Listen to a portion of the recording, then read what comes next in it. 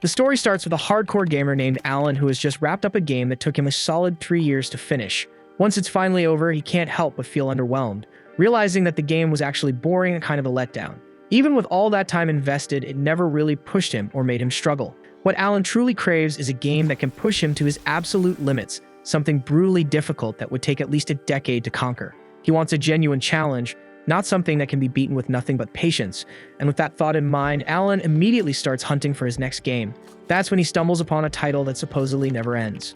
Under normal circumstances, a game installing itself on his computer without permission would be a huge red flag, but he's already completely hooked and doesn't bother backing out. Instead, he dives straight into the settings menu to tweak the difficulty. Wanting the experience to be as punishing as possible, he cranks the difficulty all the way up to hell mode and chooses the untested summoner class just to make things even more chaotic.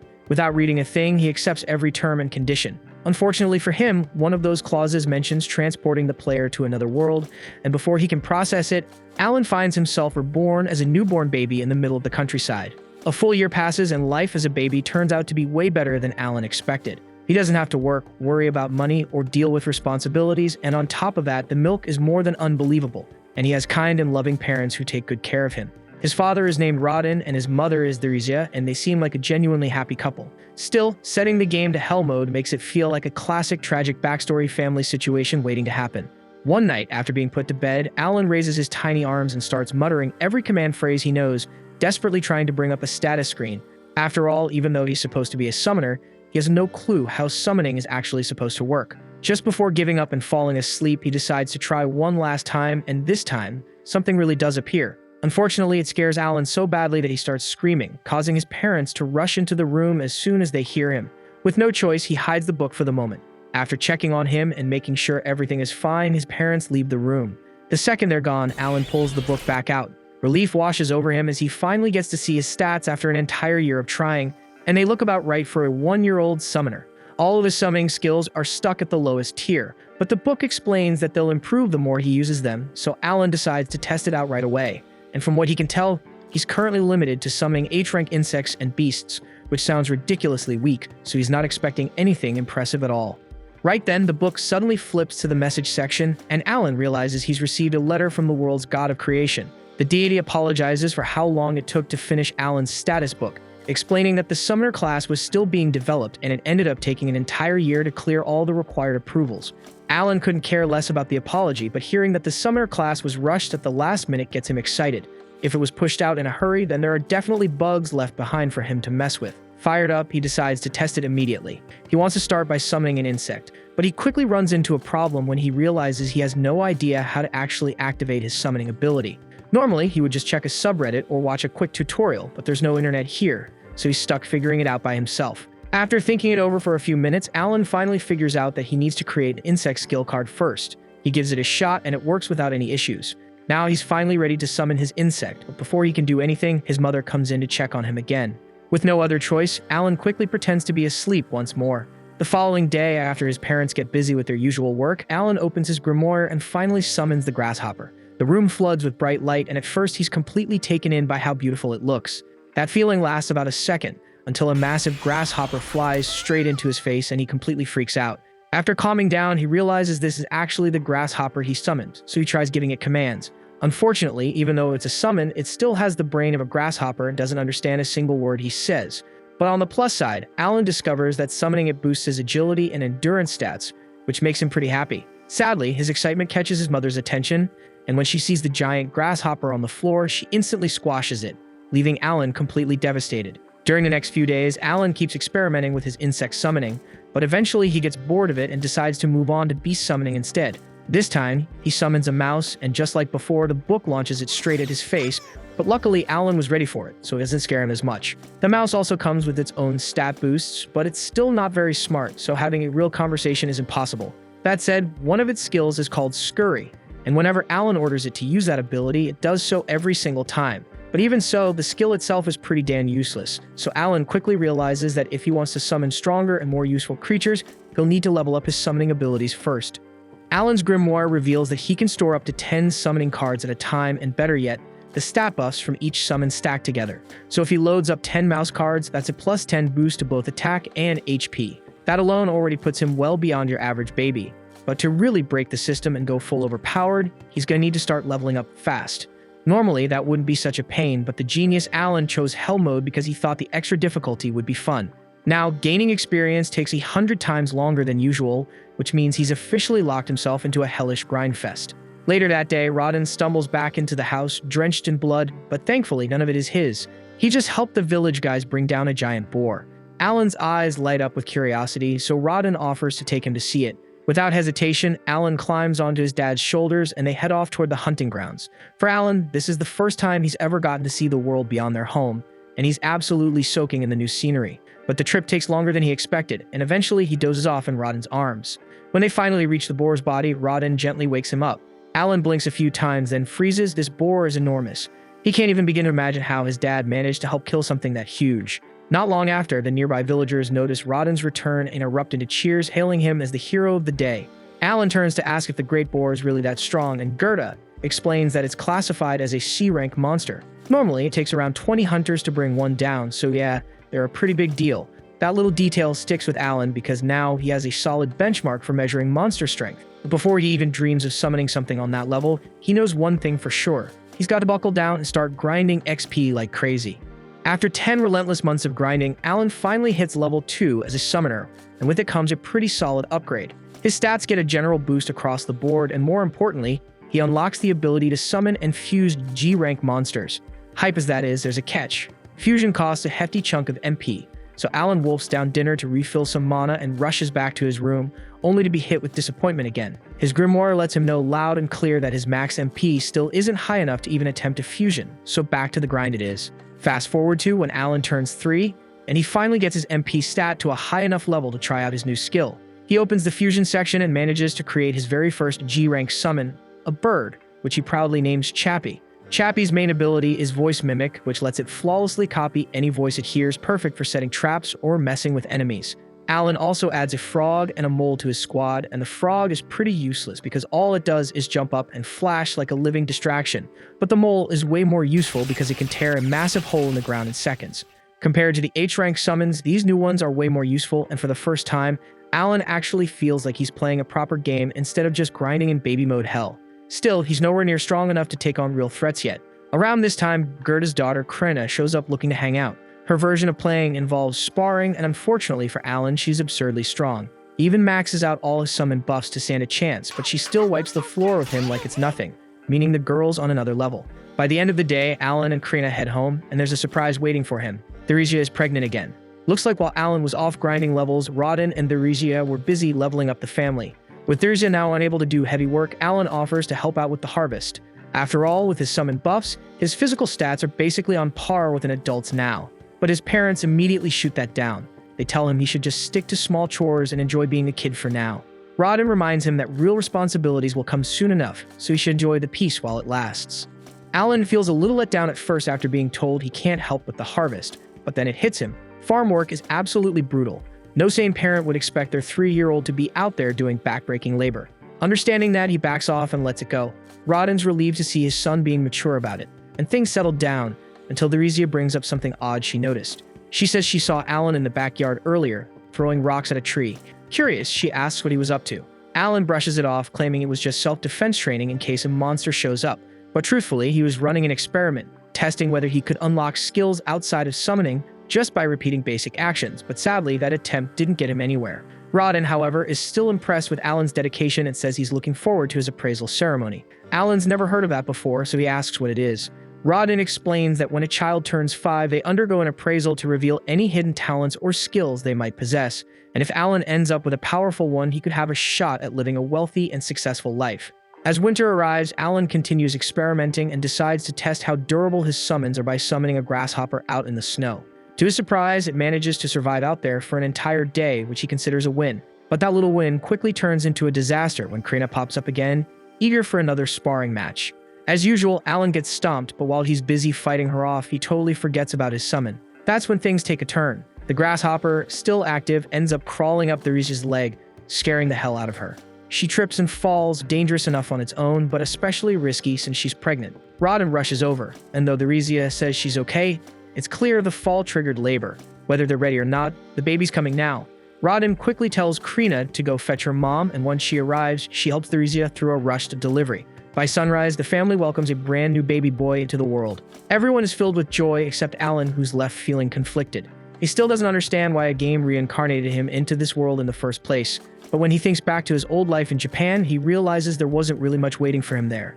This new life, unexpected as it is, has given him something far more important. That's why he makes up his mind to keep pushing forward, not just for himself, but to protect the only real family he's ever had. By the time spring rolls around, Alan knows his appraisal ceremony is coming up, so he asks his dad what it's actually like. His father explains that every kid has to go through it once they hit 5 years old, and if Alan ends up with a rare or high-ranking skill, he might just land a shot at the elite path. That said, it's not going to be easy. Competition's pretty fierce this year.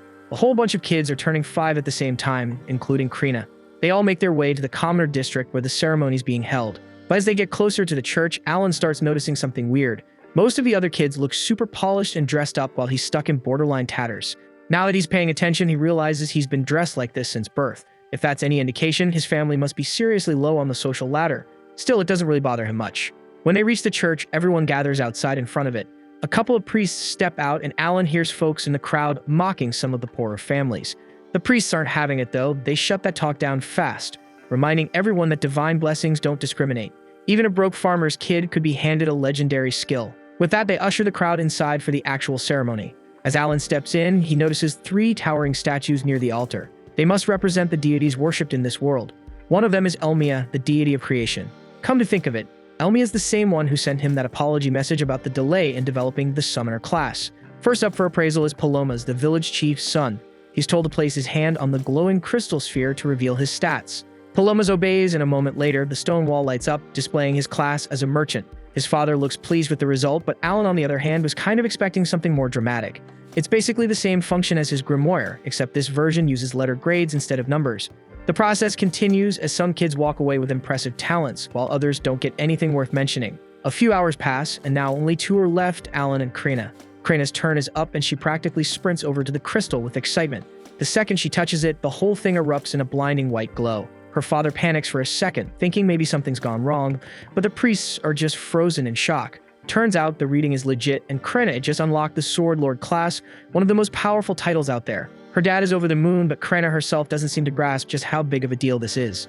Alan isn't all that shocked by the announcement because he's been getting his ass handed to him by Krina for years now, so it kind of checks out. But now it's his turn, and the priest tells him to step up to the altar. When he lays his hand on the crystal ball, nothing happens at first, but then there's a sudden flash of light, and the damn thing blasts him backward. Rodin rushes over, making sure Alan's okay, then turns to the priest and asks what talent his son got, since reading isn't exactly his strong suit. Based on how strong the crystal reacted, he's expecting something insane, but instead the priest says that Alan has 0 talent. Alan's stunned. No way, that's right, he knows for damn sure he's got a skill. But when he looks up at the board, it confirms it. Every single stat is locked at E rank. He's convinced this whole mess is Elmia's fault for completely botching the summoner class code. Before he can spiral too hard, Rodin wraps his arms around him from behind, trying to soften the blow. He doesn't want Alan to feel crushed about not having a talent. They head home together after that, and despite what happened, nobody treats him any differently. Alan really does appreciate how his family supports him, but deep down, he knows the whole no talent thing is bullshit. His grimoire still works like normal, so he figures the E ranks have more to do with the fact that he's stuck playing on Hell mode. All the other kids are the same age as him and probably got evaluated based on their leveling potential. But in Alan's case, since it takes him literally 100 times more XP to gain a level, it makes sense that his stats are stuck in the gutter, even if his real strength is way higher than the board shows. Most folks would have lost their minds over something like this, but Alan isn't some casual noob playing for fun. He lives for the brutal grind. Still, he can't shake the feeling that something's seriously off with the summoner class, especially since he saw some sketchy error code pop up at the bottom of his appraisal. He's already planning to file a mountain of complaints to the dev team over it. The following day, Alan tags along with his family to visit Krina's place. But on the way, he starts picking up on something odd. His dad's been acting off. Over at Krina's house, everyone's in the mood to party and celebrate her becoming a sword lord. But Rodin still looks like he's chewing on a lemon. Gerda flat out refuses to join the celebration until Rodin quits the attitude. At first, Alan thinks maybe his dad's just bitter that Krina got something special, but that's not like him at all. Rodin's not that petty, so whatever's eating at him, it has to be something deeper. The two of them keep going at it for another minute until Gerda finally blurts out that Rodin mentioned cutting ties between their families right before they sat down. Rodden stands by what he said, explaining that now that Krina's a sword lord, she's got a damn near guarantee way out of this tiny backwater town. If things go well, she might even rise to nobility. And if that happens, staying connected to a broke family like Rodden's could just drag her down. Gerda fires back, shouting that he doesn't give a damn about status or any of that crap, but Rodden keeps pushing, saying he's only doing what's best for Krina. The argument heats up again, but their wives eventually step in and pull them apart before it gets worse. Alan's kind of thrown off by how chill everyone seems about the fight, so he quietly asks Gerda's wife if this kind of thing happens often. She just laughs and says yeah, it used to happen all the time, but they always made up after. Turns out the four of them have been close since they were kids, born and raised in the same village. About 10 years back, when word first got out about building a new settlement, they all jumped in together and helped lay the foundations. Gerda and Rodden bonded a ton during that time. Thinking back on it all makes them realize how dumb this argument really is. Not long after, a message comes in that the Night Order has taken an interest in Krina and they're on their way over. Alan figures the news about her Sword Lord class must spread like wildfire.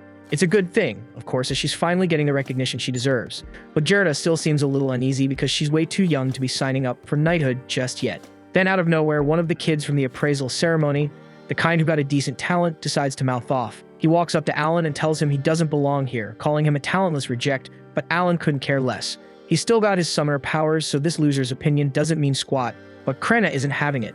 No one talks trash about her best friend.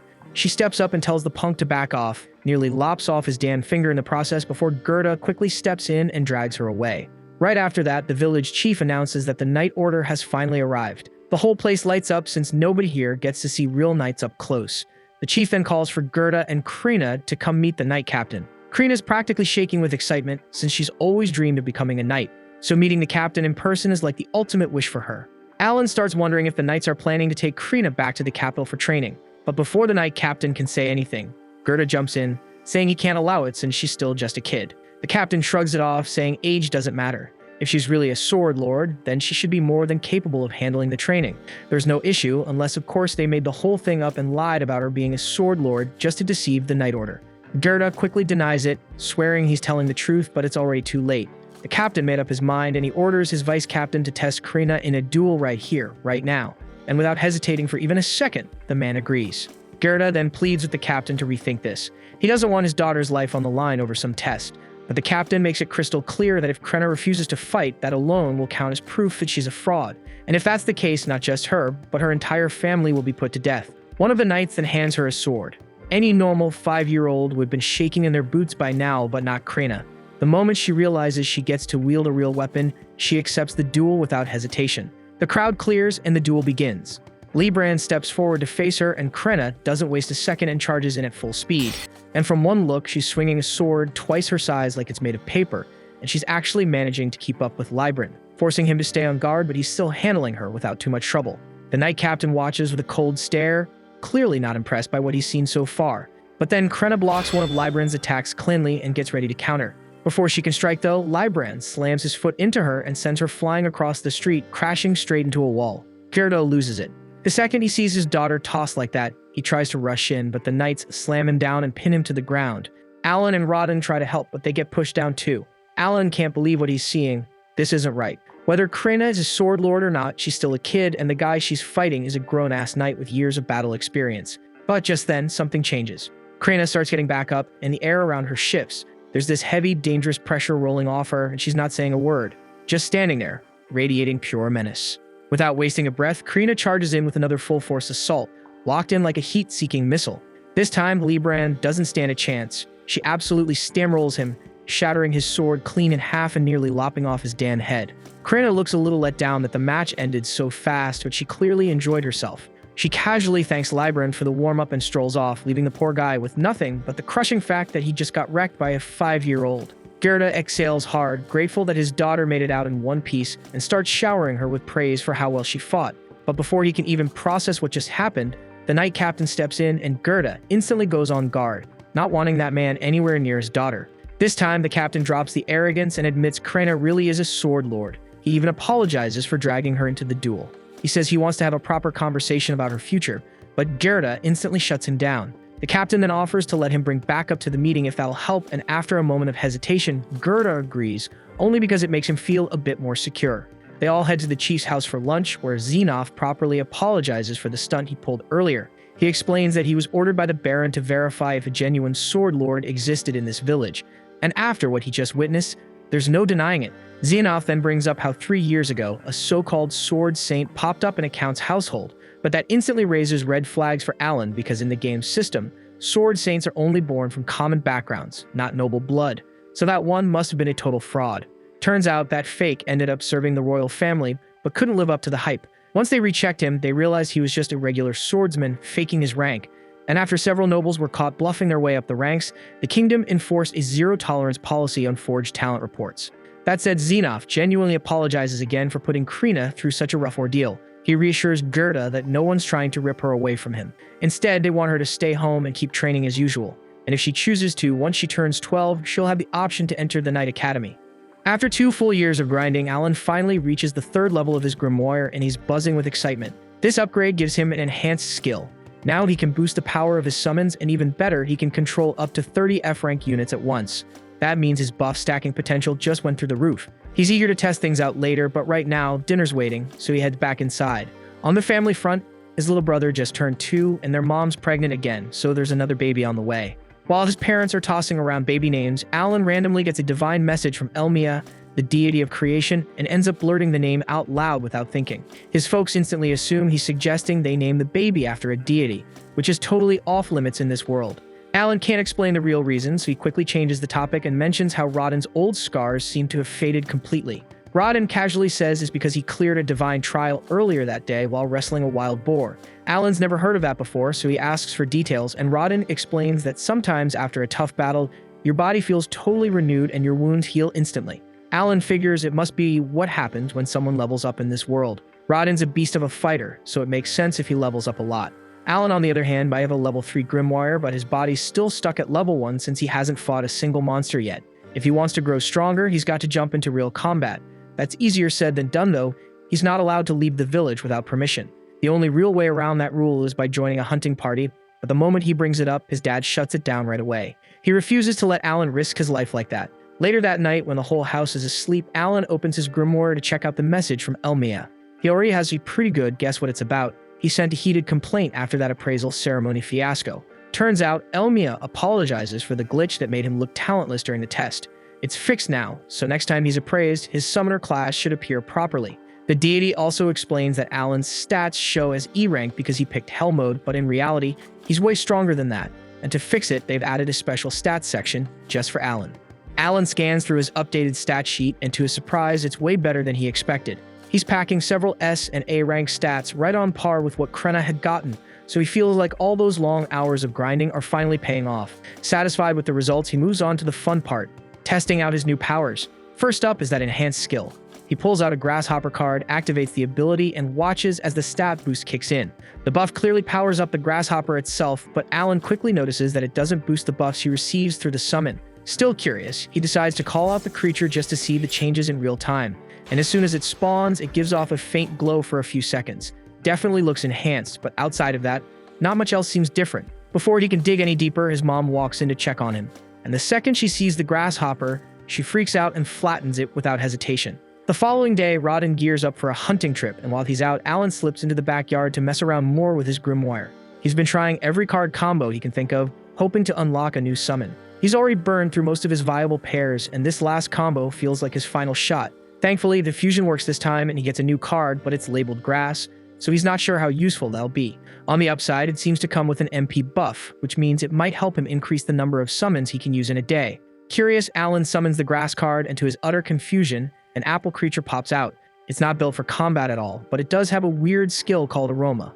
So Alan asks to show him, and the apple sinks into the ground like a seed, then sprouts a small stem, and sure enough, the stem gives off a sweet, pleasant scent. Just as he's trying to figure out what to make of it, his mom pops up again to check on him. Alan panics and tries to get the apple to hide, but it doesn't respond, so his mom ends up spotting the stem, but thankfully, she just assumes it's a regular plant and walks off without another thought.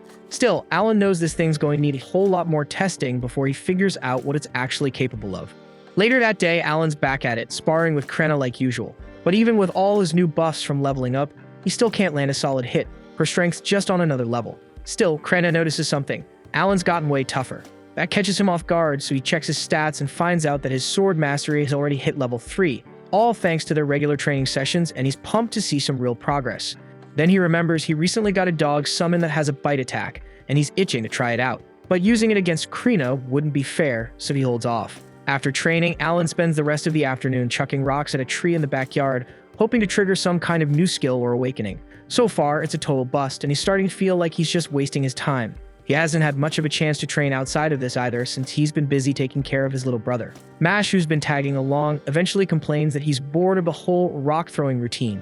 Alan apologizes and promises they'll do something else soon, but he just wants to finish a few more throws. While Alan lines up his last tosses, Mash notices something weird near the house, a bunch of saplings growing where there definitely weren't any yesterday. Turns out that's the aftermath of Alan spamming his apple summons earlier to farm MP boosts, and it worked. Thanks to stacking the buff, Alan's MP recovery time is now down to 5 hours instead of 6, which means he can push his mana output by over 15% every day. It may not be flashy, but it's progress. As night falls, everyone gathers for dinner like always, but Rodin still hasn't come back from the hunt. That's odd, especially since the group wasn't planning to go deep into the woods today. Theresia tries to stay calm, putting on a brave face, but that calm is shattered when the hunters return in a panic, carrying Rodin's unconscious body. One glance is all it takes to see he's in critical condition. He caught a boar's fang straight to the gut, but they managed to cauterize the wound on the way back, and he's barely hanging on. The only reason he's still breathing is the healing herb they gave him during the trip home. Theresia is stunned to hear that since they're expensive, and she has no idea how they even got one. Gerda explains that after the Night Captain apologized for how he treated them, he offered a bag of gold coins to make up for it. They used that gold to buy the herb, but it still wasn't enough to fully heal Rodin. Tensions spike as the other hunters start yelling, blaming the entire disaster on the commoners. But then all the shouting wakes Mash, who bursts into tears, so Alan quickly scoops him up and takes him back to bed. The rest of the hunters decide to clear out, leaving the family alone to process everything in peace. Once things finally settle down, Alan quietly asks what really happened and if it's true that a commoner is the reason for all this. Gerda explains that a few days earlier, he and Rodin were called in by the village chief, who told them that commoners would be joining the next hunt. Boar meat is incredibly valuable, so most of it goes straight to the Baron, but the rest is split between the hunters. Sometimes it gets traded for other supplies, but unless you're out there hunting yourself, getting your hands on any decent boar meat is tough. Even so, none of the commoners had ever joined a hunt before, and with good reason. It's dangerous as hell, so people get hurt and some even die every year. So naturally, they've always kept their distance. But ever since Rodin's name started spreading like wildfire as some kind of legendary hunter, some of the commoners got the idea that if they tagged along, he'd do all the heavy lifting while they enjoyed the rewards. So they went to the chief and asked to be included in future hunts. Rodin and Gerda were against it, but since it came from the chief, they had no choice but to comply. And just like they feared, it all went downhill fast. During practice, the commoners barely put in any effort. And when the actual hunt began, the second they locked eyes with a real boar, they panicked and dropped their weapons and bolted. Their cowardice shattered the entire formation, and to make matters worse, one of them tripped while running right in the boar's path. Rodin instinctively rushed in to shield him and took a tusk to the gut for it. The rest of the group managed to kill the boar eventually, but the damage was done. Gerda promises to bring over Rodin's share of the meat tomorrow, but beyond that, there's not much else he can offer. Alan just sits there, feeling completely useless. All this time, he'd been obsessed with powering himself up and never once thought about helping the people who actually needed him. By the following day, Rodin finally regains consciousness, and everyone is beyond relieved that he pulled through. But even with Rodin awake, Alan can't shake the weight pressing down on him. Up till now, he'd been treating this like some kind of RPG game, but for everyone else here, this is life, it's real, and it's harsh. And surviving each day takes everything they've got, so the least he can do is use the power he's been given to ease their burden, even a little. Not long after, Gerda shows up again, bringing Rodin's share of the meat just like he promised. He's glad to see Rodin alive, but it's clear from the look on his face that the injury has done real damage, so Rodin won't be able to hunt again, at least not in time to help prepare for winter. Gerda steps up and offers to share from his personal stash to help support Rodin's family while he recovers. Rodin genuinely appreciates the offer, but before anything else can be said, Alan suddenly speaks up. He tells everyone that he wants to take over for his father. His voice is steady, his expression firm, and it's clear to everyone in the room that he means it, so no one argues. And later that day, Alan gets right to work. He heads to the village well and starts hauling water back home. The men nearby warn him to take it easy because hauling that much water isn't something a kid should be doing, but Alan handles it like it's nothing. Up until now, he's been keeping the effects of his boosted stats under wraps. But with all the attention on Krina as the village's rising hero, it's probably okay for him to stand out a little. Once the water's taken care of, he joins Gerda in the fields to harvest potatoes. Gerda shows him how to properly dig them up, expecting Alan to fumble through it. Instead, Alan yanks them from the ground one-handed like it's child's play. And in no time at all, he's filled 3 full baskets. But when he finds out that over half of that will be taken by the Baron as tax, it hits him just how unfair the system really is. He starts thinking about other ways to get more food for his family, until the village chief suddenly shows up. The chief is there to personally apologize to Rodin. He knows the injury happened, at least in part, because of the orders he gave. He wants to make amends, and he's also brought the man responsible for the incident to apologize. The guy clearly isn't a bad person, just someone who panicked and made a mistake, so he accepts full responsibility. Rodin tells him he's not angry, but urges him to think ahead next time, and the man nods, promising not to let something like that happen again. Later on, Alan heads back out to the open fields with a plan forming in his head. He clears out a large patch of space and begins summoning a small army of frogs. Each one uses its provoke skill, which should lure out wild animals like ducks, nothing too dangerous. But instead of ducks, Alan ends up attracting a monster bird. For a split second, he considers running, since it's clearly stronger than he expected.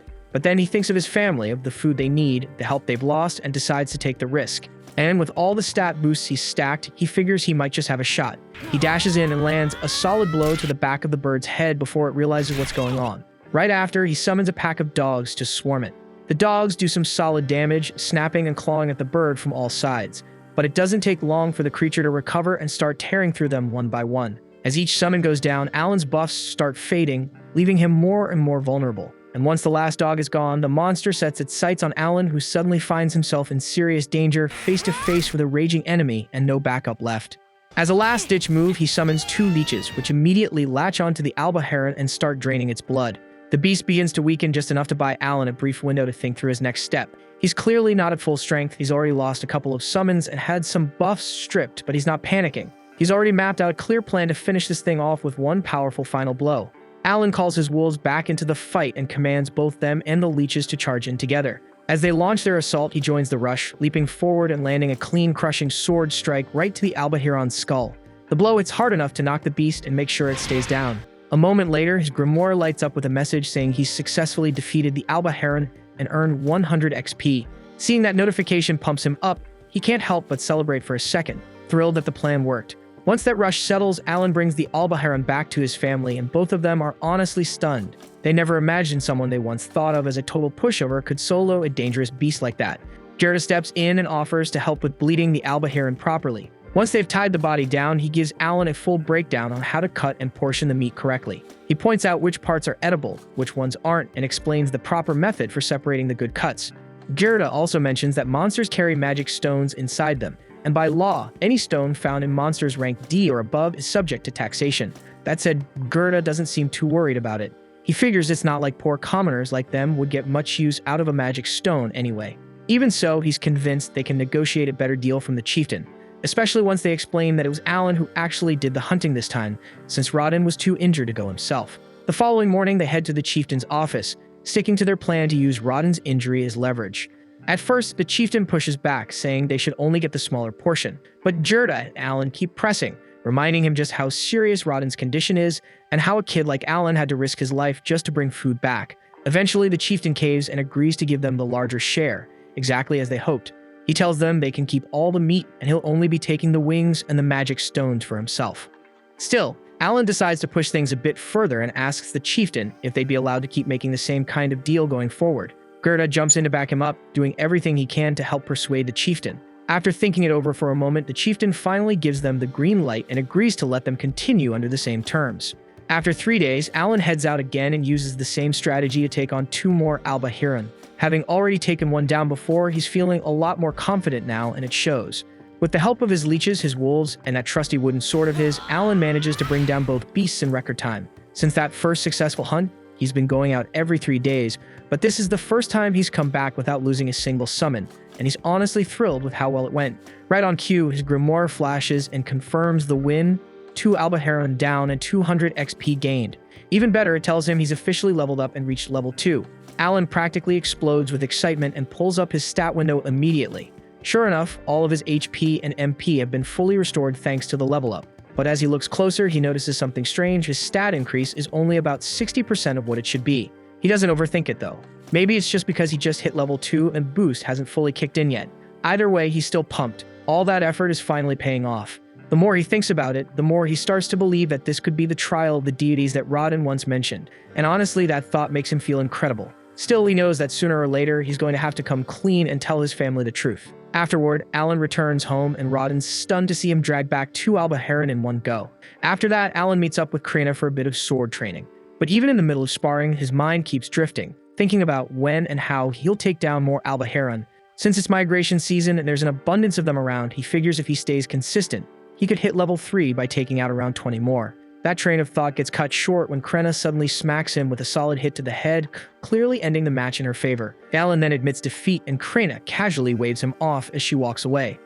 Afterward at night, Alan decides it's finally time to come clean with his parents about how he's been taking down those Alba Heron with such ease. But he's well aware he can't just blurt out that he got dragged into some game he found online because his parents would probably think he'd lost his mind. So instead, he crafts a more believable story.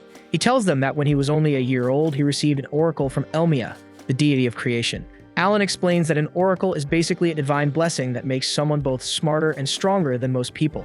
On top of that, it means he'll be tested with trials that push far beyond what even 100 normal men could endure. Hearing that, Rodin immediately picks up on what's really happening. He already had his suspicions because he noticed that morning that the cut on Alan's face had completely vanished. That alone told him Alan must have already gone through one of the deity's trials. But Theresia is still trying to make sense of it all, especially since Alan's appraisal results last year said he had no talent whatsoever. That's when Alan adds another layer to the story. He claims he received a second oracle from Lord Elmia just a few months ago. He explains that his appraisal came out low because the process couldn't account for how slowly his trials would develop. On top of that, he says the system couldn't recognize his talent at the time because it was too new to be properly evaluated. Rodin is floored because it means Alan really does have a talent after all. When he asks what that talent is, Alan says he doesn't actually know. The oracle didn't give him the full answer. It hurts him to lie about it, but he knows he can't tell the truth. Revealing that he's a summoner who can control monsters would freak people out, and there's no way he can say anything about being reborn either. In the end, Theresia pulls Alan into a hug, calling him brave and incredible, especially for someone so young to be carrying all this on his shoulders. Rodin then asks what Alan wants to do going forward, and Alan tells him that for now, he just wants to prove he's worthy by completing every trial. Rodin's proud of that answer, but he also reminds Alan not to be afraid to lean on others when things get tough. Alan thanks them both for being so understanding and for backing him no matter what.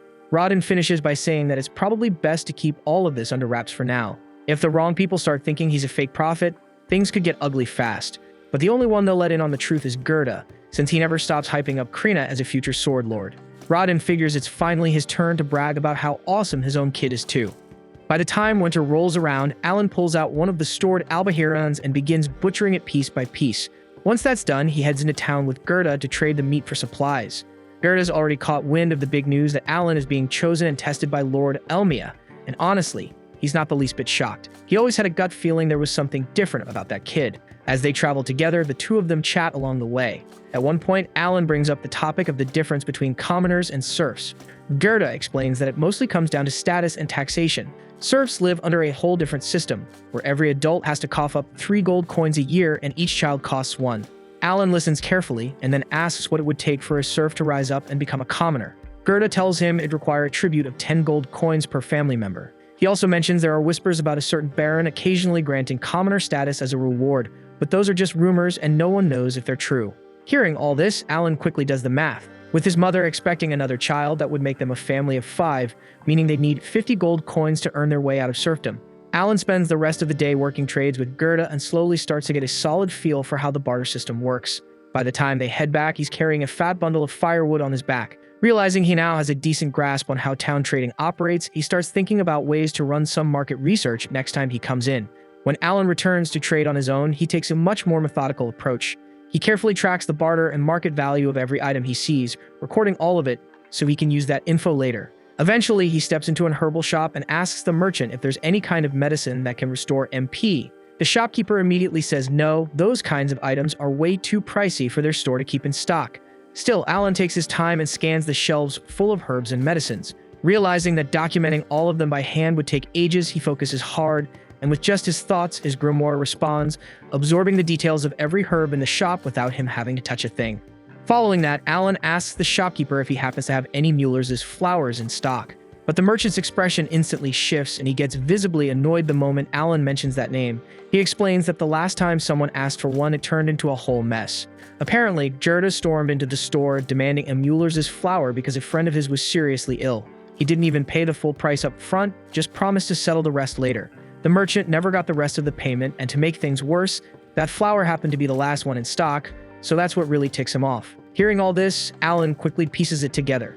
Gerda must have rushed in that day to buy the herb that ended up saving Rodden's life after the night he was attacked. If the merchant had flat out refused to sell it, Alan might not even have a father right now. Wanting to show his gratitude, Alan hands over some albaharon jerky as a thank you gift and sincerely thanks the merchant for his kindness. Then he quietly heads out of the shop. While walking through town, Alan finds himself checking out a few weapon displays when he suddenly bumps into a familiar face, the same kid from the appraisal ceremony with the axe talent, Dogora, and standing beside him is the chieftain's son Pelmos. Alan knows Dogora is nothing but trouble, so he tries to mind his business and slip away. But Dogora is not having that. He smacks Alan on the head and immediately demands that he become his underling. Alan responds by calmly pulling out his wooden sword and pointing it straight at him. Dogora flinches, calling foul because he doesn't have a weapon. Alan shrugs and tells him he's fine with a fair fight. Dogora can go grab whatever weapon he wants and Alan will wait. Dogora runs off and returns soon after with a sword, then charges straight at Alan. But Alan dodges with ease, deflecting every swing. Dogora's strikes are heavy, which makes sense for someone with an axe talent, but even with all that muscle, he's got nothing on Krina. Alan decides to end it quickly. He knocks the sword out of Dogora's hand and wins clean. And without saying much, Alan turns and walks away like it was no big deal, which only makes Dogora seethe even more. Later that evening, Alan returns home and sees Rodden unwrapping his bandages. Looks like he's finally healed up and ready to head back into the wild. Therzia, however, isn't so thrilled, and she warns him not to overexert himself and risk another injury. The very next day at Krina's place, Dogora shows up again, this time looking for a rematch. But he gets wrecked, and not just once, but over and over again. Still, his pride refuses to let it go, so he keeps demanding more fights, no matter how many times he loses. At the same time, Alan's younger brother Mash has already started sword training with Krina, which gets Alan fired up to see how Mash will turn out during his appraisal ceremony in 2 years. Not long after, the new baby is born, and the family decides to name her Miula. Sometime later, Rodden comes back from a hunt with Gerda and brings some unexpected news. Apparently, the chieftain has summoned their whole family. The chieftain says the Baron now wants them to increase their boar deliveries from 10 to 15. To make that happen, he wants the commoners to be allowed to join the hunt again this year. Therzia immediately thinks this demand is insane, especially after what happened to Rodden during the last hunt. Rodden admits he was ready to turn it down until he found out it wasn't a request. It was a direct order from the Baron himself. And if they can't deliver 15 boars by winter, the Empire is going to bring in new serfs from other regions. Alan picks up on the implications right away. More serfs mean less land to go around, and that would put non-hunters at risk of losing their plots. Gerda chimes in and says that's not even the worst part.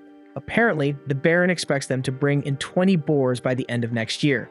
Rodden figures the only way to make that happen is to increase the hunting frequency instead of sticking to their usual schedule of once every 10 days. That's when Alan speaks up and suggests they should just follow the Baron's order. Gerda quickly scolds him for cutting into an adult conversation, but Rodden stops him and lets Alan continue. Alan explains that since it's a direct order from the Baron, refusing is an option. And even if the commoners turn out to be dead weight, they'll just have to find a way to make that dead weight useful. Alan says that based on his experience with games, turning underpowered characters into something valuable is kind of his thing. He tells them to trust him and let him handle it. After all, he was blessed with Elmia's wisdom, and if anyone can come up with a working strategy, it's him.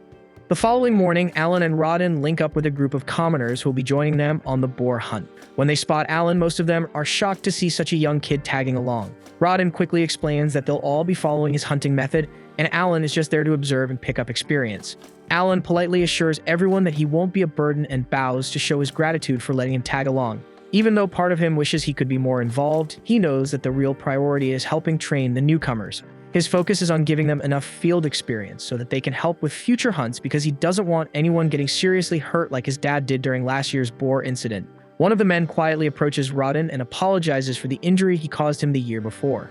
Rodden brushes it off with a smile, telling him not to worry about it. Instead, he reminds the group to keep their eyes on today's hunt and leave the past behind. With that, the forest gate creaks open and the team starts their approach. As they step into the woods, Alan suddenly realizes that this is the first time in 7 years since becoming a serf that he's ever stepped outside the village. It feels like a small but meaningful step forward, so maybe it's the beginning of a path that leads to freeing his family from this life. What thrills him most, though, is the idea of catching a glimpse of the legendary White Dragon Mountains. There's an old tale that a mythical white dragon lives near those peaks, and Alan has always dreamed of seeing it, even from a distance. Not long after, the hunt kicks off. Everyone splits up into position as a massive wild boar crashes through the underbrush. Right on cue, the bait squad steps in to steer the beast in the right direction. The tank team follows up, holding the boar in place and keeping it from charging or breaking loose. Then, once it's boxed in, the strike team rushes in to finish the job. Alan watches everything unfold with sharp focus, realizing this is the same formation and approach his father and the veterans have been using for over a decade. The coordination, the timing, it's a well-oiled system. And seeing it play out up close, it hits him just how smart and effective it really is. After the boar is finally taken down, the group of commoners can't help but feel a wave of pride rush over them. To them, pulling off a successful hunt like this feels like passing a divine trial. It's proof of their growth and teamwork. Alan figures that since the boar was classified as a C-rank monster, they probably racked up a solid amount of experience points. Curious, he opens his grimoire to check his own stats, but to his disappointment, he finds that he didn't gain a single point. Thinking it through, he realizes that makes sense. He didn't actually fight, just watched everything from the sidelines. Even so, he feels content seeing the others level up and start to believe in themselves more. Once things settle down, Alan strikes up a casual chat with a few of the villagers. The topic shifts to monster meat, and they start swapping stories about the tastiest creatures they've ever carved up. One of the men, clearly a fan of monster cooking, offers to help Alan butcher any beast he brings in. Alan takes note and quickly decides to take him up on that. He leads the man over to his stash of alba heron and asks if he can handle the butchering. Of course, the guy isn't planning to work for free, so Alan lays out a deal. For every albahone the man processes, Alan will hand over 2 full packs of meat as payment. The offer is surprisingly generous, and the man agrees right away without a second thought. Alan's got a clear reason for this arrangement. He's still hustling to save up 50 gold coins to buy his family out of serfdom. If he hired a pro butcher, it would cost him a small fortune. But with this trade, he gets the job done right without wasting precious coins. Soon after, the hunt kicks back into gear. This time, they shake things up and decide to break into smaller units instead of sticking together. The new setup lets them cover more ground and bag twice as many boars in half the time. Even so, something keeps nagging at Alan. He still doesn't get why the Baron is pushing so hard to harvest more boars this year than ever before. But orders are orders, and when the Baron speaks, nobody really has the freedom to question it. Out of nowhere, one of the boars charges straight at them. Gerda doesn't waste a second and jumps into action, slamming the beast head-on with a crushing blow that instantly takes it down. He then calls out to the rookie hunters, urging them to step in and finish the job. They do just that, and once again, they're filled with pride for pulling off another successful hunt. The previous time, Alan didn't see any changes to his stats, but this time is a totally different story. He checks his status screen and is hit with a wave of joy because his stats have gone up and he's officially reached level 3. After thinking it over, he figures out how it happened. The trick was simple, but it worked. As long as one of his summoned creatures makes physical contact with the enemy before it dies, the system counts him as part of the fight. Right before the boar went down, Alan summoned Denka, and the boar ended up stepping on him, making contact. That tiny moment was enough for Alan to earn experience, though it came at a cost. Denka was killed in the process, and as Denka's spirit drifts upward, Alan quietly apologizes, but deep down he knows it was worth it. After 3 months, Alan and Krina are invited to the chieftain's home to celebrate the new year. After the visit, they head back to their own place to properly enjoy the holiday. The table is packed with food, and Gerda and his wife drop by to join the fun. Everyone digs in, laughing and enjoying the cozy vibe. During the meal, Gerda casually asks Alan if the chieftain had said anything about them. Alan nods and explains that the chief made sure to personally thank them for all their hard work. Rodin had expected that they would easily hit the goal of bringing in 20 boars for the year, just like he planned. Alan adds that the chieftain was so pleased with how things were going that he gave him a bottle of liquor as a reward. Alan knows full well how much Rodin and Gerda love their drinks and how rowdy they get once the alcohol kicks in, so he comes up with a sneaky idea to use it as leverage. He proposes a challenge. If he wins, he gets to officially join the next hunt, weapon in hand, and fight like one of the team. But if Rodin and Gerda win, the bottle's all theirs. As soon as Alan lays out the rules, it hits them that they've already walked straight into his trap, but it's too late to back out now. Their craving for the liquor is stronger than their caution, so they agree to go along with it anyway. They ask what kind of contest he has in mind. Alan, keeping a calm expression, says he wants to settle it with an arm wrestling match. Both Rodin and Gerda are stunned that Alan would even suggest something like that shit. To them, it feels obvious that grown men like themselves would be far stronger than a kid his age. Still, with that bottle on the line, they decide to go for it. But what they don't realize is that Alan came prepared. He's been saving up a few strength-boosting cards just for a moment like this. With those in play, he's sure he can go toe-to-toe with even full-grown men like Rodin and Gerda. Gerda steps up first, confident this will be over in seconds. At first, he doesn't even take Alan seriously. But once they lock hands and the match begins, Gerda's eyes widen as Alan's got way more power than he expected. The kid holds steady, refusing to give an inch. Gerda fights back hard, straining against the pressure, but Alan digs in and eventually slams his hand down to win the round. Impressed, Alan makes a mental note. Gerda's strength stat is probably somewhere between 150 and 200. Then it's Rodden's turn, and from the start, Alan can tell this isn't going to be as easy. Rodden's strength feels like it's in a whole different league. Even with all his buffs, Alan struggles to keep up, but Rodden doesn't even flinch, and he just slowly but surely forces Alan's arm down and takes the win. Sticking to his word, Alan hands over the liquor. Rodden and Gerda accept it with big grins, and not long after, they're all sharing drinks and laughing together. Even though Alan didn't win the right to join the next hunt, the match wasn't a total loss. He gained something just as valuable, a better understanding of where he stands. Now he knows Gerda's power is likely around D rank, while Rodden is closer to C rank. Rodden then tells him that unless he can beat him in a contest of strength, there's no way he's letting Alan join the boar hunts. But instead of getting discouraged, Alan takes it as motivation. He's more fired up than ever to train harder and prove himself. Not long after, Alan notices something new. His summoner level has gone up again. Eager to see what's changed, he quickly pulls out his grimoire and opens it. As Alan flips through the pages of his grimoire, he's blown away by the number of new abilities that have unlocked. But one skill in particular grabs his full attention. It's the ability to view E-rank cards anytime he wants. Alan immediately realizes how insanely valuable this is. With constant access to these cards, he's confident his strength will climb faster than ever. In fact, he's already thinking about taking on Rodden again, and this time, he might actually have a shot at winning. But as he continues scanning the pages, something unusual catches his eye. A new page has appeared, one that definitely wasn't there before. He flips to it and finds what looks like a hollow slot carved directly into the paper. After some quick testing, he figures it out. It's a storage ability. He can place items into the grimoire as long as they fit inside the space. Strangely, the interior stretches much deeper than it seems, making the pocket far more useful than its size suggests. What really throws Alan off is that storage magic is considered a divine tier skill, ultra rare and extremely powerful. So why would someone like him suddenly gain access to it now? The timing doesn't feel random. It's almost like someone or something wanted him to receive it at this exact moment. The following day, Alan sets out to test his new E-rank summoning ability. He pulls out a magic stone and activates the skill. The first creature he summons is an insect, a radiant butterfly with dazzling wings that shimmer in the light. It's harmless, but its magical aura is unmistakable. Curious, he summons again. This time, a saber-toothed tiger materializes. Alan instinctively backs up the moment he sees it. With its huge fangs and powerful frame, the beast looks terrifying. But after watching it for a while, Alan realizes it's completely tame and not a threat. Slowly, he gets used to its presence and decides to name it Tama, officially welcoming the tiger as a new member of his growing team. After that, Alan tries to fuse two of his summons together, but quickly runs into a problem. Each fusion consumes a magic stone, and that single discovery changes everything.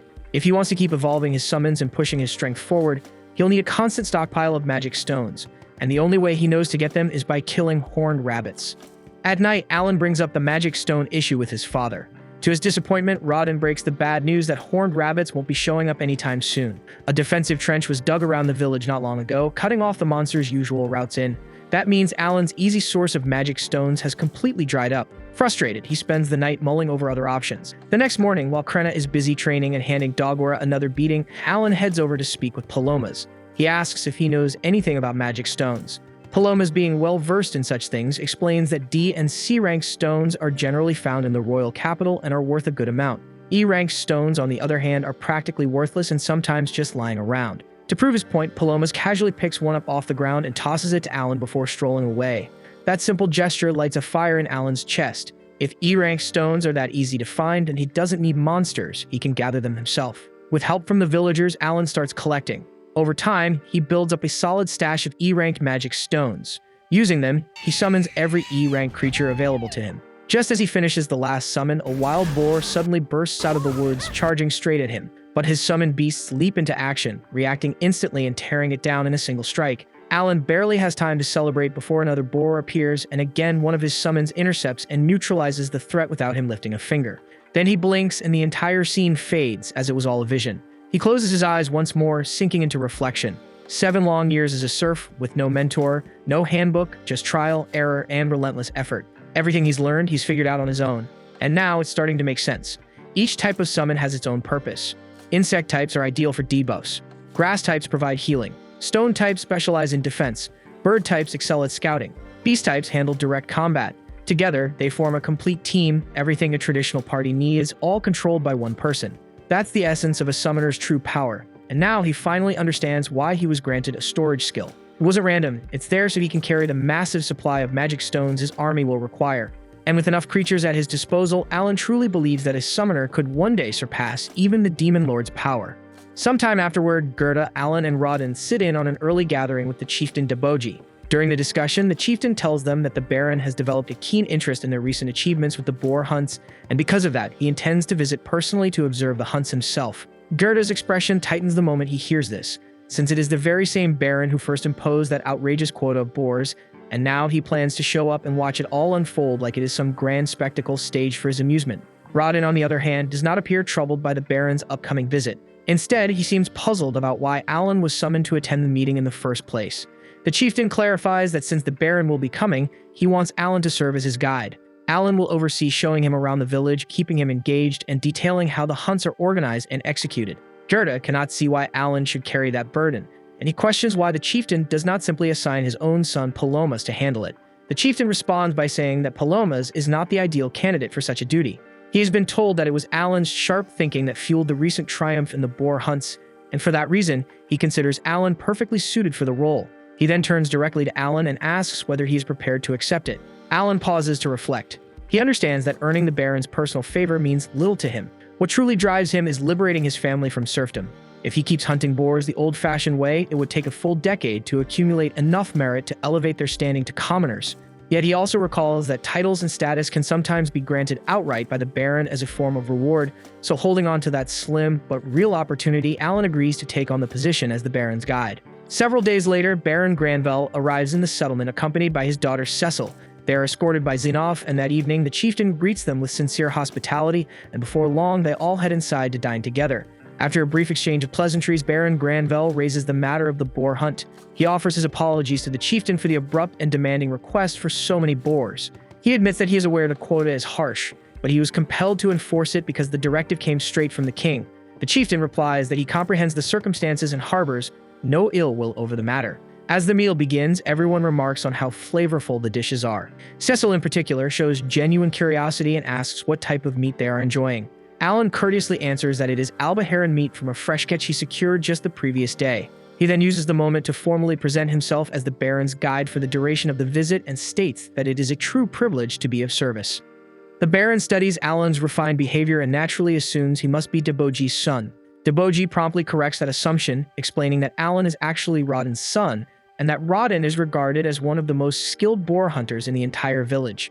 The name Rodin instantly clicks in Zinov's mind, and he recalls both the man and his son from their earlier meeting, but the Baron shows no sign of recognition, so he asks if Rodin had once served among the knights. Deboji answers plainly that Rodin and his household are serfs. The moment those words leave his mouth, Cecil's mood shifts. She sharply questions why someone like Alan was even permitted to share the same chamber as them. Baron Granvelle immediately rebukes her, and in a firm tone, he instructs her that she must never address or regard serfs as though they were beasts.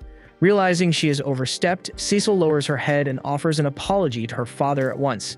Even so, the correction does not soften her attitude, and she keeps casting cold glances at Alan. She remains silent, yet her displeasure is written all over her face. Moving past the tension, Zinov focuses on Alan and remarks that he expects him to clarify how the hunt will unfold the following morning. He notes that capturing 20 boars is an aggressive objective. He further states that if the burden proves too heavy for the serfs, the knights will intervene and assume control.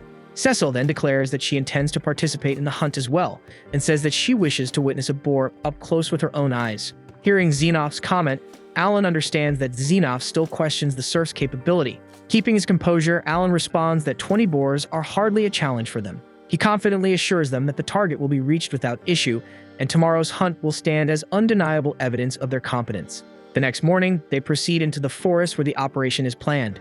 Alan, together with Baron Granvelle and his party, takes a seat atop a tall wooden platform constructed well above the ground, and from that vantage point, they are able to observe everything safely and clearly. Before long, the hunters step forward and ready themselves.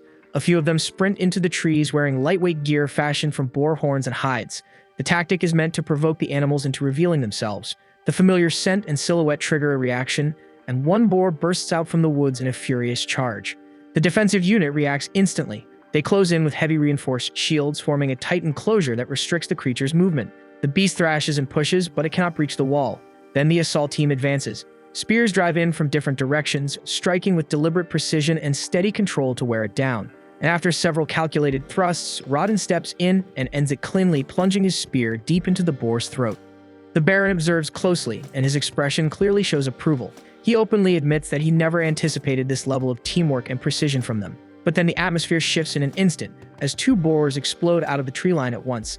Seeing that, Xenoph immediately assumes the hunters are about to be overrun, so he tells Libran to prepare the knights to step in. Yet before the command can be executed, Alan calmly raises his voice and stops him. He says that the hunters have deliberately drilled for moments exactly like this, so there is no cause for alarm. And just as Alan said, the hunters do not lose their composure. They swiftly split into two units and replicate the same tactic with discipline and sharp coordination. Each team encircles a boar, locks it down, and attacks in perfect rhythm. And in a matter of seconds, both beasts are brought down cleanly. Cecil witnesses everything from start to finish, and the sight of blood and raw brutality overwhelms her senses, and she collapses from the shock. Not long after, the two boars lie motionless, so Granvelle steps forward and surveys the aftermath. He quietly tallies the count and notes that 3 boars have now been slain in total, meaning 17 remain to reach the required 20. However, Alan gently corrects him and explains that before Granvelle even arrived, they had already hunted 7 boars, so in reality only 10 remain. Granvelle cannot hide his astonishment, so it becomes clear to him that the villagers possess far greater ability than he originally assumed. He even begins to consider that the knights might not be necessary to complete the task at all. As the hunt progresses, Alan informs Granvelle that he has 2 formal requests. The first is permission to construct additional shield walls to reinforce the hunting grounds. The barriers have already proven their worth, and expanding them would allow the hunters to contain the boars more effectively while minimizing risk. And for his second request, Alan asks for the regulated supply and circulation of liquor among the serfs. Granvelle raises an eyebrow at that. Liquor does not appear to have any direct connection to hunting. Alan lays out his reasoning plainly. With the rising number of boars being taken down, the village now has a surplus of meat. If the villagers continue trading only meat within their own community, its value will inevitably drop. An oversupply without matching demand could destabilize their small economy, but by introducing another commodity like liquor into circulation, trade would diversify. It would provide an alternative medium of exchange and help keep prices steady. And on top of that, liquor would serve another purpose, maintaining the morale of the hunters after exhausting and dangerous days in the forest. Xenoph took a moment to weigh the proposals and ultimately judged them sensible. Granvelle nodded as well, admitting that Alan's reasoning was solid, so he assured him that both requests would be reviewed with approval in mind. He then openly praised Alan's conduct throughout the hunt, pointing out that he had displayed judgment and composure far beyond his age. In Granvelle's eyes, it was obvious that Alan carried remarkable promise for the years ahead. Soon after, it was time for Granvelle and his party to depart. As Cecil climbed onto her horse, she glanced down at Alan and warned him not to let her father's compliments inflate his ego. And with that parting remark, she turned away and rode off beside Sebus the butler. Alan simply stood there watching them disappear down the road. He felt a quiet sense of relief once she was gone and assumed this would likely be the final time their paths ever crossed. But afterward that same day, Alan, Rodden, and Gerda were called forward once more. They knelt respectfully before Granvelle as he spoke to them in a formal tone. He commended their exceptional performance during the hunt and emphasized that their unity and discipline deserved acknowledgement. As a reward for their achievement, he declared that their families would be raised from serf status to that of commoners. When the words reached Alan's ears, he struggled to contain his excitement. For 8 years, he had held on to this hope. Becoming a commoner meant liberty. It meant new doors opening. It meant freedom from the chains that bound him to the restrictions of serf life. He would finally have the right to leave the village and see the wider world. In his heart, he already knew his first destination. The White Dragon Mountains had been calling to him for as long as he could remember. One day, he intended to hunt dragons there, and that ambition had burned quietly inside him for years. Granvelle then shifted to another subject. The king planned to highlight their village as a model for the entire realm. For that reason, he required a detailed account of how the boar hunts had originally come to be. At the mention of this, Rodden's face darkened, so Gerda softly explained that the memory carried painful weight for him and requested permission to speak on his behalf. Granvelle agreed without hesitation, so Gerda began recounting the past. 13 years earlier, nearly 100 serfs from neighboring villages had been relocated to their land. It was part of the Reclamation Decree, a royal order aimed at cultivating unused territory. The settlers labored tirelessly for half a year. They felled trees, tilled the earth, and sowed their first crops. Gradually, their hard work bore fruit. The fields began to thrive, and for the first time, their future appeared bright with possibility. Then everything collapsed in an instant. A gigantic boar stormed out of nowhere and tore straight through the farmland. It trampled the crops they had nurtured for months, reducing the entire harvest to nothing. So all their effort vanished in a single rampage. The blow crushed their spirits, and despair settled over the village, and in that bleak moment, Rodden put forward a daring proposal.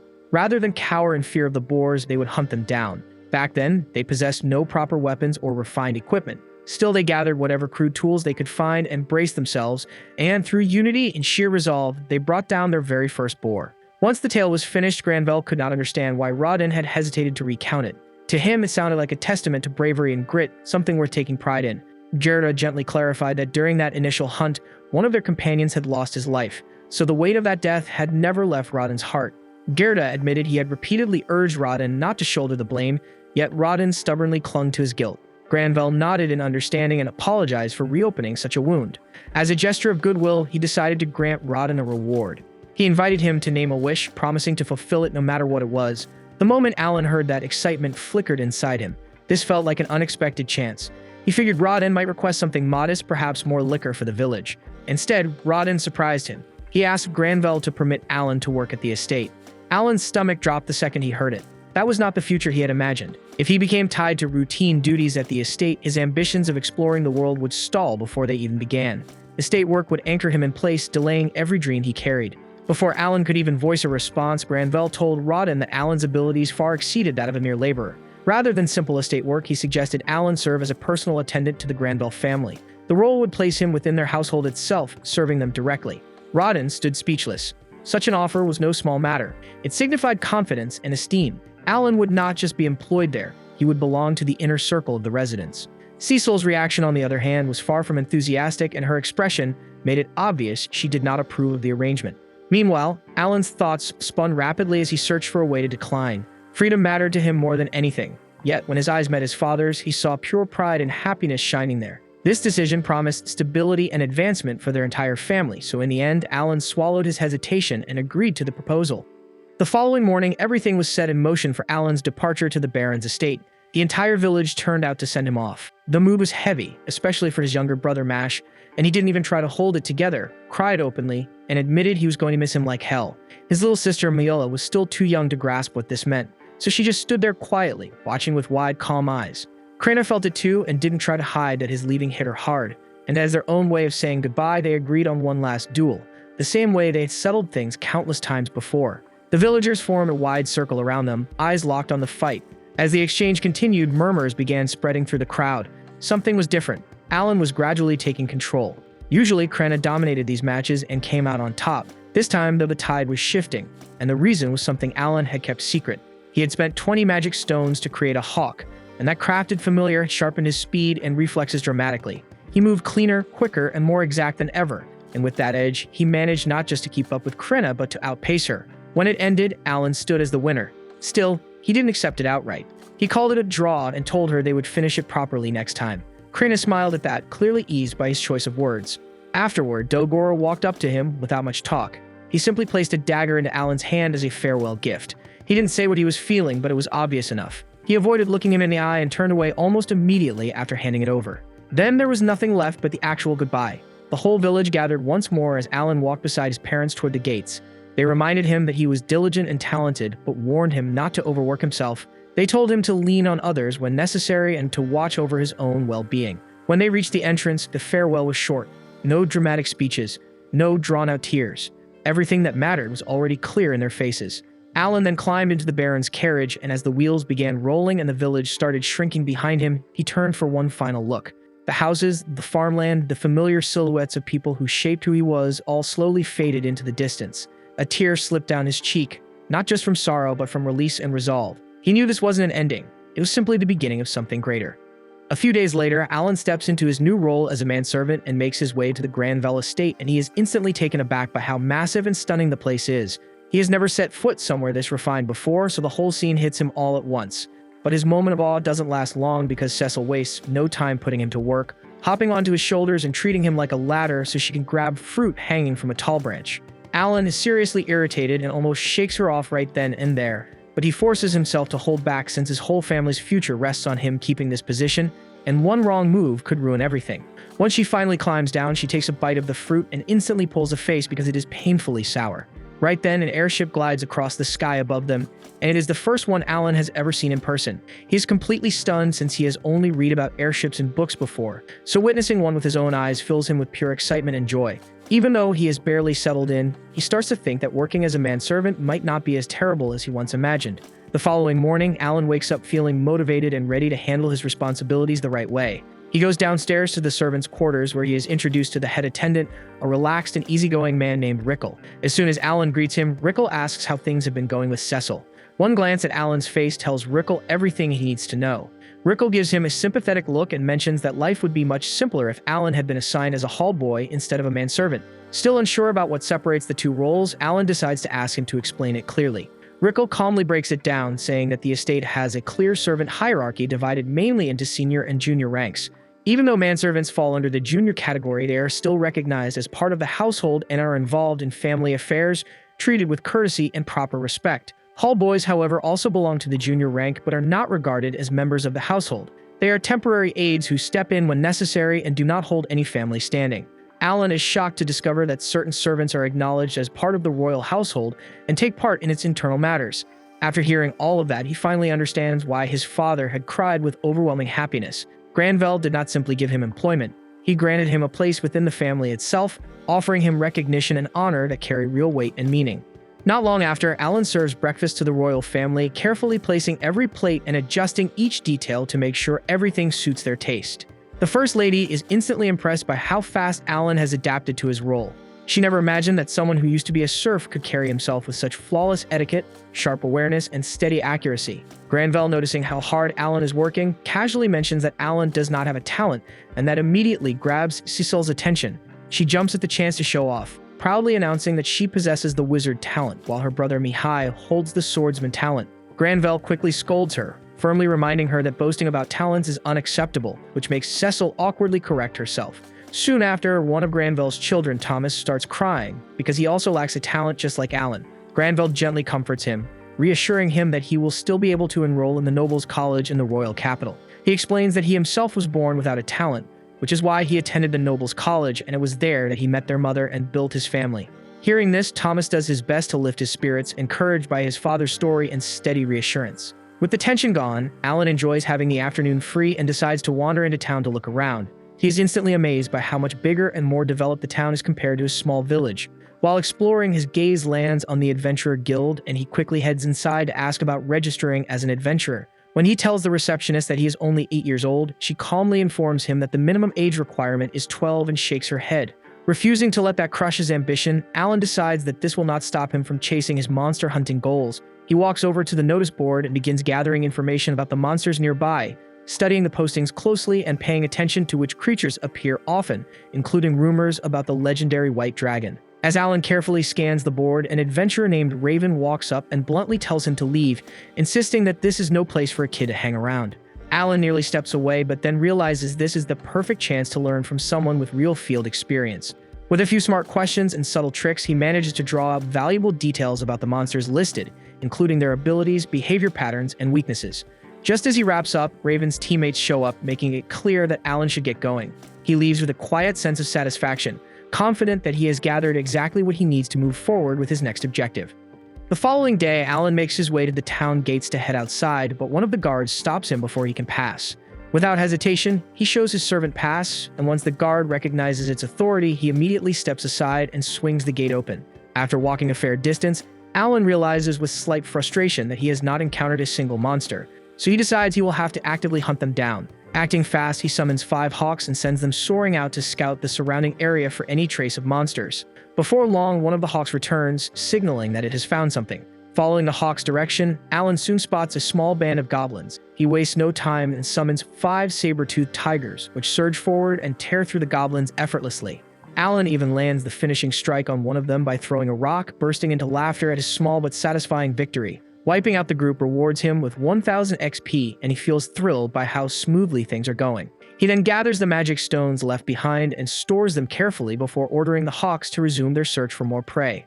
Not long after, the hawks locate another goblin group, and Alan uses the rest of his summons to eliminate them cleanly. One after another, the monsters fall, and by sunset, Alan has accumulated over 16,000 XP. He jumps with excitement, calling it the greatest day off ever since he leveled up twice. Along with the experience points, he gains powerful buffs for his summons and learns more about magic stones and the behavior patterns of D-rank monsters. Even when night falls, he still feels energized and tells the hawks to find another target. But this time, the hawks refuse because the darkness makes it impossible to see clearly. And that is when it hits him that he had been depending on the hawks to guide him back, and now he is completely lost in the forest. but after struggling for a while, he finally manages to find his way home. Roughly a month later, he visits one of the blacksmith shops in town to buy iron balls for hunting. He pays 60 silver coins in total, feeling proud that he has already reached level 12 in such a short time. After spending the day walking around town, Alan eventually returns to the estate and finds Sebus waiting for him. Sebus informs him that Granvelle wants to see him. Alan heads to Granvelle's office where Granvelle praises him for his flawless work as a servant. Yet he also expresses concern about how Alan spends his days off, pointing out that he always leaves at dawn and does not return until nightfall. Alan gets why they're uneasy about it, so he chooses to lay everything out straight. He tells them he's been spending his spare hours tracking and taking down monsters. Hunting is basically in his veins since he's the son of a boar hunter, and that honestly earns Granvelle's respect. He had thought Alan was just wasting his breaks fooling around, so this surprises him in a good way. To make things official, they agree that every piece of meat Alan brings back will be purchased for 1 silver coin. Alan can barely hide his excitement, realizing he can chase what he loves and get paid for it at the same time. After 6 months, Alan is once again deep in the forest, getting ready to clear out more goblins like he always does. Out of nowhere, his hawks dive down toward him, clearly restless and more on edge than usual. The second he senses something's off, Alan bolts in the direction they're guiding him and stumbles upon Raven and his team surrounded by goblins. Raven is already gravely wounded, barely hanging on, while Rita and Milsey struggle to keep the attackers at bay. Alan studies the scene for a moment and figures summoning his creatures in front of them would only create panic, so he decides to handle it himself this time. He and Rita sync up smoothly, striking in rhythm and cutting down the remaining goblins together. For Alan, the fight feels almost too easy now. He has grown far stronger, with both his strength and agility surpassing 300, making D-rank monsters little more than warm-up targets. Once the goblins are down, Raven's condition still looks critical, and Alan knows there's no time to hesitate. He pulls out a healing flower and presses it against Raven's wounds. In an instant, the injuries close up and Raven is restored as if nothing had happened. Raven recognizes Alan as the same young man he spotted at the Adventurer Guild not long ago and thanks him sincerely for saving his life. Just as Alan turns to leave, the party calls him back, insisting they owe him something for his help. Alan isn't interested in riches or praise, so he simply asks them to collect 100 E-rank magic stones for him. They agree without hesitation and promise to have them ready within a week. After they separate, Alan turns his attention to Hawkins and questions why he flew past the strict 3-kilometer boundary he had set. But when he notices Hawkins' expression, it clicks. The Hawk had gone farther because he wanted to help the adventurers in danger. Alan had always assumed his summons were just obedient tools following commands. Yet now he understands they have their own will and emotions. Realizing that, he gently pats Hawkins on the head and apologizes for snapping earlier, making it clear he never meant to come down on him so hard. Hawkins accepts it, and the connection between them feels deeper than before. With everything settled, Alan goes right back to his role as a manservant, once again tolerating Lady Cecil, using him as a human step stool so she can reach a jar of jam from the highest shelf. He handles it without complaint, continuing to juggle his life of service and adventure with the same steady commitment he always shows. Sometime later, the family sits down for lunch, and Zenov can't hide how impressed he is by how delicious everything tastes. Cecil beams with pride, explaining that the dish was prepared using some of the horn rabbits Alan caught himself. Zenov praises Alan's ability, though he says it's only natural for the son of a seasoned warrior like Rodden to have that kind of talent. He also brings up that Krina Village successfully fulfilled the annual quota of 20 boars, and Alan is pleased to hear it, even though he never once doubted they'd managed to get it done. Out of nowhere, Thomas wonders aloud why they haven't eaten any boar meat if the quota was completed, especially since it used to be the star of their winter meals, yet they haven't tasted it at all this year. Alan is taken aback by that, but he figures the king must have been the one who ordered the increased quota, meaning all the meat was likely shipped straight to the capital. Then Thomas casually asks Alan if he could hunt a white deer for their next lunch, which immediately causes everyone else to shout at him for making such a ridiculous request. After all, bringing down a white deer is no simple task. Still, to everyone's disbelief, Alan agrees without a second thought. He's been itching for something more exciting lately, and if a white deer is around C rank, then it shouldn't be much trouble for him. The following morning, Alan ventures into the forest, and after carving out a deep pit in the snow, he dashes off to search for a white deer. When he finally finds one, he summons 4 frogs to serve as bait. Activating their provoke skills, the frogs quickly draw the deer's focus, making it charge straight at them. Just before impact, Alan dismisses the frogs and instantly resummons them somewhere else. He repeats this trick several times, steadily guiding the deer exactly where he wants it. In the end, the deer rushes forward and drops straight into the trap he prepared. And now that it's stuck, finishing it off is effortless. About an hour later, chaos breaks out at the mansion when a massive white deer suddenly appears at the front gate. The servants panic and prepare to strike, but just before they move, they hear a voice coming from underneath the beast. A second later, Alan crawls out from beneath it. Taking it down had been simple, and the kill rewarded him with over 2,000 XP, but dragging the huge thing all the way back alone was a serious hassle. He tells the servants to fetch Thomas since he hunted this deer specifically for him. Soon after, the whole family rushes outside to see the commotion, and Granvelle is stunned that Alan actually succeeded. Thomas is overjoyed at the thought of enjoying venison for New Year's, while the rest of the family is still trying to process what just happened. Granvelle can't help but question whether Alan is truly talentless, because there's no way an ordinary 8-year-old should be able to defeat a C-rank monster solo. With that in mind, he decides Alan needs to be evaluated again as soon as he can. A short time later, Alan is summoned to a meeting with Sebas, where he's told that he's being elevated to the position of huntsman. With this new role, Alan will be responsible for supplying the household with game and standing guard if monsters ever threaten the estate. In return, he'll be paid 100 silver coins each month, which is double what he earns right now. On paper, it sounds like a sweet deal, but Alan quickly realizes what's really going on. They're trying to avoid paying the full market value for any powerful beasts he brings down. That deer alone was worth more than 100 silver, and handing him a fixed wage is far cheaper than paying for every monster individually. Alan doesn't care too much about missing out on the extra profit as long as he's free to hunt whenever he feels like it. But just as he's about to head out and get started, Sebas stops him. He reminds Alan that he still has his regular responsibilities as Cecil's attendant, meaning he's only permitted to hunt once a week. The news hits hard and Alan can't hide his disappointment, but complaining would only make him look bad, so he swallows it and accepts the arrangement. Not long after, Alan accompanies Cecil to the harbor to welcome Mihai, who is finally returning home from the academy for a visit. It's the first time Alan has ever seen an airship up close, and he can't help being fascinated by the way it operates. Cecil, on the other hand, couldn't care less about the mechanics. And the moment Mihai steps off, she rushes forward and throws her arms around him, excitedly telling him how much she missed him. She asks why he didn't come back last summer like he promised. Mihai admits he did make that promise, but unforeseen circumstances got in the way, and he sincerely apologizes for letting her down. Alan then steps forward and offers to carry Mihai's luggage, while Cecil introduces him as her personal servant. Mihai comes across as kind and perceptive, and after a single glance at Alan, he recognizes his potential and says so openly. Alan feels relieved that Mihai is level-headed. Dealing with another personality like Cecil's would have been exhausting. Watching the siblings interact so naturally makes him quietly wonder how his own family is doing these days. Later that afternoon, Alan heads out to hunt a few creatures for lunch. And by the time he returns, the kitchen staff are thrilled, praising the freshness and quality of the ingredients and expressing their gratitude for his effort. As he's about to store the meat away, he notices Mihai sparring with Xenoph in the garden. Despite being only 14, Mihai demonstrates impressive skill, especially managing to keep up with someone like Xenoph. Still, the difference in raw power is obvious, and in the end, Mihai is forced to concede defeat.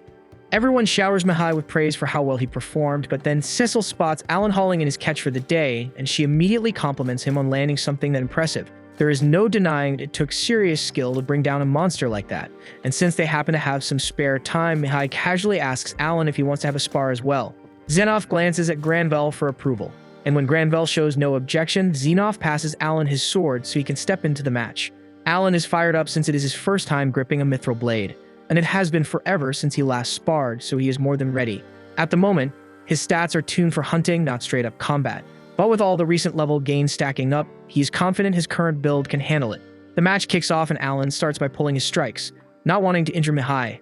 But the instant their swords collide for the first time, Alan understands something. This guy is no joke. Mihai spent years training and studying at the Royal Academy, and that kind of experience shows the second steel meets steel. So even if Alan matches him in raw power, his technique is still beginner tier at best, meaning he never really had a shot.